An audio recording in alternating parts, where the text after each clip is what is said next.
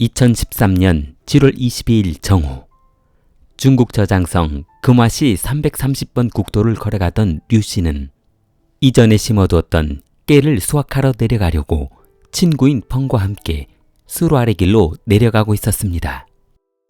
조심해서 내려와. 그러다 미끄러져서 떨어지면 깨 털기도 전에 자네 이빨이 털리는 수가 있어. 아이, 이놈이 에펜네가. 잔순이 말고 손이나 좀 잡아줘. 뭐하러 이런 데다 깨를 심어가지고 이 고생이야. 힘들게 언덕을 내려온 펑은 잠시 쉬어가자며 풀밭에 앉아 쉬고 있었는데,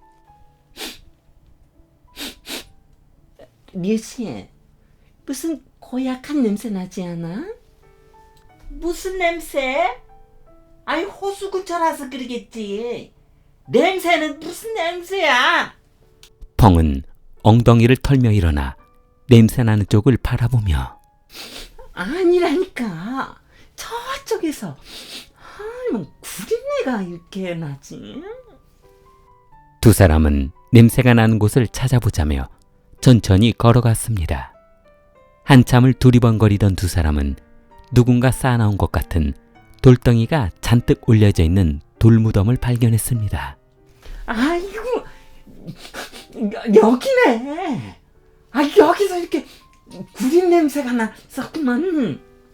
아이, 참 지저분하기는. 그냥 가자. 강아지 죽은 거나 뭐 동물 죽은 거겠지. 두 사람은 애써 찾은 고약한 냄새의 근원지를 확인했지만 별것 아닌 것 같아 그냥 지나치기로 했습니다. 그런데 두 사람이 다시 밭으로 걸어가려던 순간 돌무더기 아래에 검은색 가방이 깔려있는 것을 보았습니다. 잠깐만. 뭐 여기 큰 가방이 하나 있는데?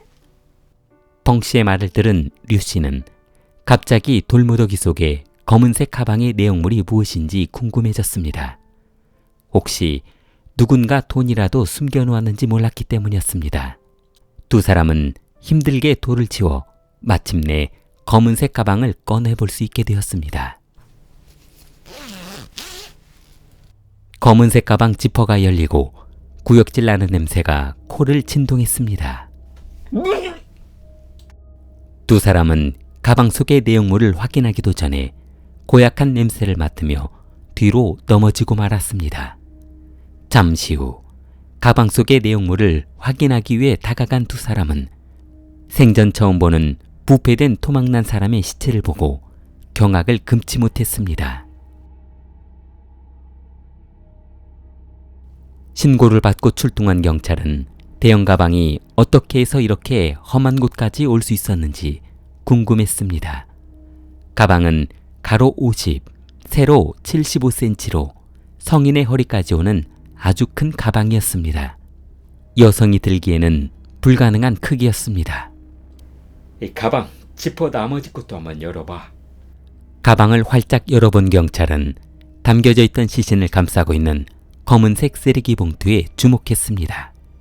마치 쓰레기 봉투 같은 검은색 봉투 안에는 노란색 머리를 한 발가벗은 여성이 살해되어 있었는데, 그 좁은 가방 안에서 웅크린 자세도 기이했지만 그녀의 곳으로 예상되는 속옷들이 가방 아래쪽에 담겨져 있었습니다. 경찰은 시신을 담은 가방 속에 그녀의 속옷을 담아 같이 버리려는 살인범의 의도를 알아차릴 수 있을 것 같았습니다. 사건의 흔적을 없애기 위한 것 같았습니다. 금품을 노린 단순 강도 사건이었다면 이렇게까지 시신을 완벽하게 처리하려 하지는 않았을 것 같았습니다. 이건 피해자 속옷들을 모두 가방 속에다 집어넣어 놨는데, 하얀색 드레스, 핑크색 브래지어, 그리고 빨간색 팬티라. 그런데 이건 뭐야? 검은색 스타킹? 경찰은 가방 안에서 발견된 물건들로 보아 사망한 사람이 여성이라는 것과 나이는 약 27세, 키는 1m 65cm로 바른 체형의 여성일 것으로 예상했습니다. 그리고 사망한 시점을 15일에서 20일 정도 전에 발생한 7월 2일에서 7월 7일로 예상했습니다. 과학수사대는 실종자 신고가 된 명단과 여성의 유전자를 대조해 신원을 확보하는 데 주력했습니다. 그런데 말이야, 이상하지 않아? 이곳은 330번 국도하고 아주 가까울 뿐만이 아니라 조금만 더 가면 공장지대라서 낮에는 사람 왕래가 많은 곳이란 말이지. 그런데 조사하면 조사할수록 이해할 수 없는 것들이 나타났습니다.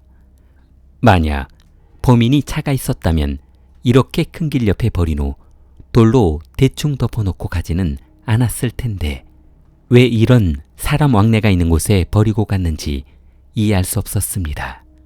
현장을 한참 동안 둘러보던 반장은 그런데 이거 잠깐 들어봐. 반장은 가방을 들어올려 여행용 가방 바퀴를 만지작거리며 이 바퀴가 왜 깨져 있지? 그리고 가방에 택도 떼지 않았잖아.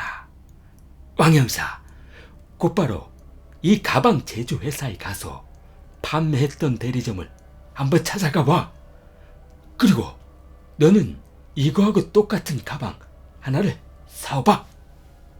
다음 날 반장은 똑같은 여행용 가방 하나를 구입해 시신이 담겨있던 가방의 무게와 동일하게 돌덩어리를 집어넣고 도로 위를 끌고 가기 시작했습니다. 그렇게 한참을 끌고 가던 여행용 가방은 얼마 못 가 바퀴가 깨져버리고 말았는데 그냥 그렇지. 짱깨가 만드니 뭐 제품이 어련하겠어?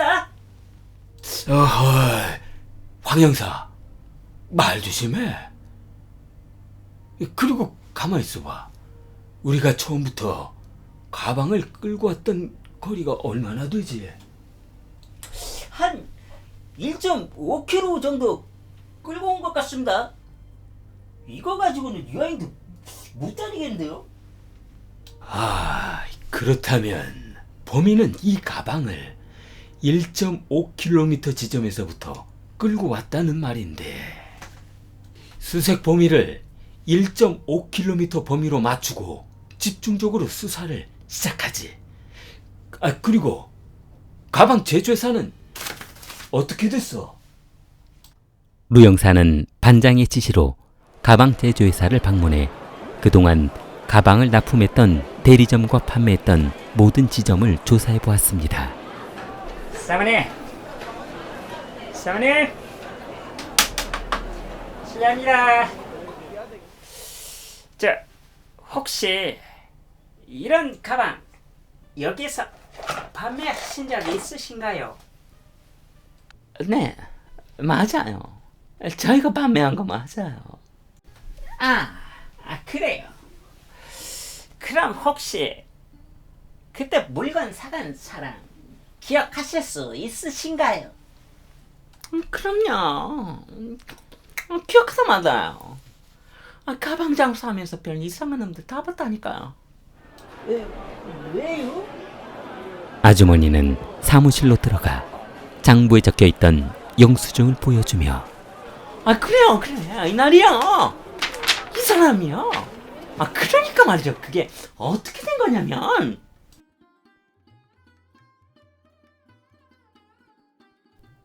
2013년 7월 4일 분주한 시장통에 건장한 20대 청년이 가방 가게를 들어왔습니다. 청년은 상점 밖에 진열해 놓은 가방들을 둘러보고 있었는데 뭐 찾으시는 거라도 있으십니까? 아니에요. 가방 그냥 무조건 큰 거 하나가 필요했어요. 아주머니는 안쪽에 있는 가장 큰 검은색 여행용 가방을 두 손으로 힘들게 끌고 나오며 힘들어. 이 정도면 어떠신지? 청년은 가방을 위아래로 훑어보더니 주머니에서 줄자를 꺼내 가방의 길이를 재보기 시작했습니다. 그런 모습이 신기했던 아주머니는 아니야. 여행 가신다는데 무슨 이 가방 키를 닫으신대요? 그냥 대충 빠지면 되는 거 아니요? 뭐 사람이라도 담으시라고 그러시나?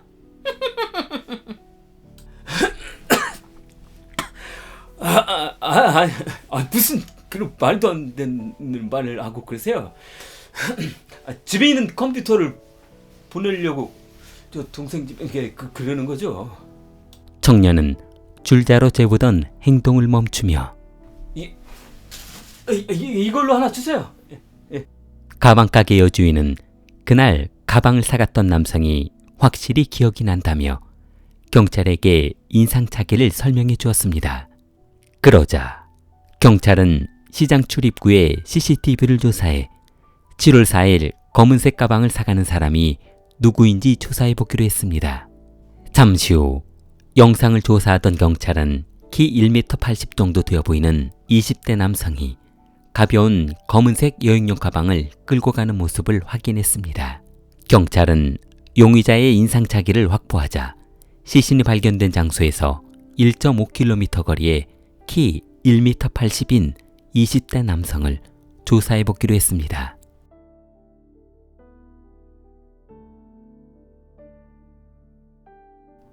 경찰은 부부나 연인이 동거할 만한 임대주택을 우선순위로 조사했는데 실례합니다. 무슨 일이신지. 저 혹시 이 세입자 중에 20대 남성이 살고 있나요? 예, 그렇습니다만. 그 사람 혹시 어디 있습니까? 그 청년은 처음에는 성실하게 있더니 얼마 전부터 월세도 안 내고 사라져 버렸어요. 경찰은 사라진 남성이 길림성 출신의 공장 생산직 직원 리앙카라는 사실을 알아내고 그의 방을 열고 들어갔습니다. 그러자 주방 한쪽에는 범행에 사용했던 것으로 생각되는 커다란 검은색 비닐봉지들이 흩어져 있었고 피해자를 가방에 담았을 때 사용했던 것 같은 시트가 발견되었습니다. 경찰은 서둘러 그가 다니고 있는 회사로 찾아갔습니다. 그러나 리앙카이는 4일 전부터 이미 회사도 그만두고 사라진 후여서 회사로서는 급여를 찾아가지 않은 그에게 급여를 지급해줄 방법을 찾지 못해 고심하고 있었습니다. 경찰은 리앙카이의 이동 경로를 확인한 결과 차를 타고 허난성에 숨어 있다는 사실을 알게 되었습니다. 그리고 곧바로 출동해 그가 숨어 있는 호텔을 급습해 검거했습니다. 조사실로 끌려간 그는 그녀를 살해할 수밖에 없었던 이유를 설명해 주었습니다.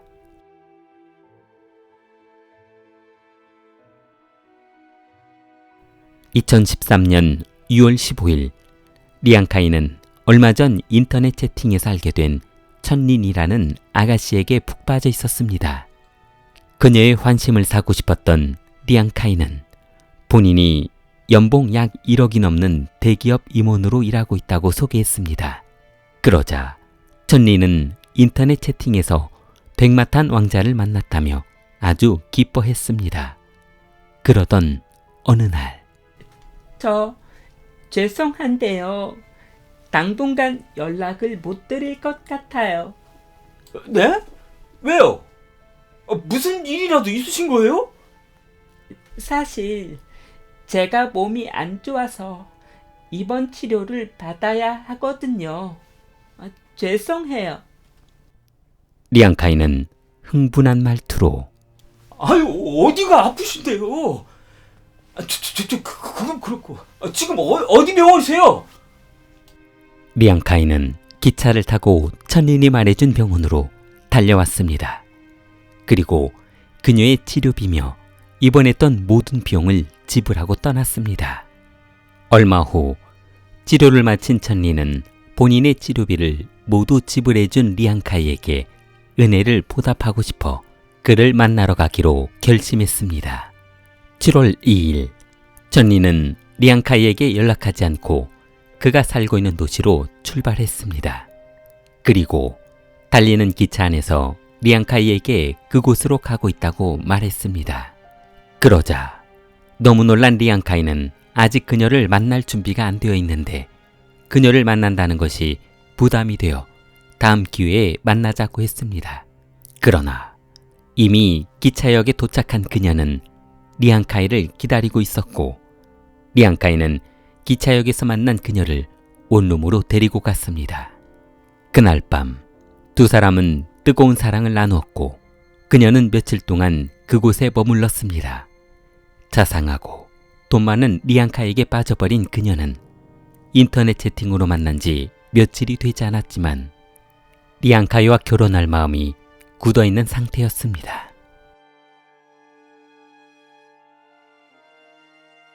두 사람의 사랑이 깊어지자 천리는 리앙카이에게 고가의 화장품이 필요하다며 사달라고 했습니다. 자기, 나 화장품이 필요한데 샤넬 거 사줄 수 있어? 어? 아이, 그거 상당히 비싼 거 아니야? 자기 억대 연봉자라고 하지 않았어? 사실 리앙카이는 억대 연봉자가 아니라 월급 50만 원으로 생활하는 창고 관리자였습니다. 한 달 월급으로도 그녀가 사달라는 고가의 화장품을 사줄 수 없었습니다. 리앙카이는 문제가 더 커지기 전에 본인의 직업을 말해야겠다고 생각하고 자기야, 사실 나 말할 게 있는데. 어? 뭔데? 나 사실 월급 50만 원 받고 생활하는 창고 관리자야. 아니, 당신이 생각하는 그런 백마탄 왕자가 아니라고. 근데 하지만 내가 자기를 사랑하는 마음은 변함이 없어. 이것만은 꼭 알아줬으면 해. 어? 무슨 말이야? 그럼 무슨 돈이 있어서 내 병원비를 다 내준 거야? 그건 정말 내 진심이었어. 힘들게 생활하는 자기를 그냥 아무 뜻 없이 돕고 싶었다고. 아니, 그럼 창고 관리인 주제에 나를 이용해 먹은 거야? 참 어이가 없네. 이거 모두 사기 아니야? 사기친 거 아니냐고. 사기라니. 나는 그냥 자기한테 잘 보이기 위해서 그런 거라고. 리앙카이가 그녀를 붙잡으려 팔을 잡자 나 너라고 이 사기꾼 놈아. 뭐? 사기꾼? 아이씨, 이게 사람을 뭘로 보고. 리앙카이는 계속해서 본인을 조롱하는 듯한 말투로 대하는 그녀의 목을 두 손으로 조였습니다. 한참 동안 그녀의 목을 조이던 리앙카이는 더 이상 숨을 쉬지 않는 그녀를 거실 바닥에 쓰러뜨린 후 아이씨, 미쳐버리겠네.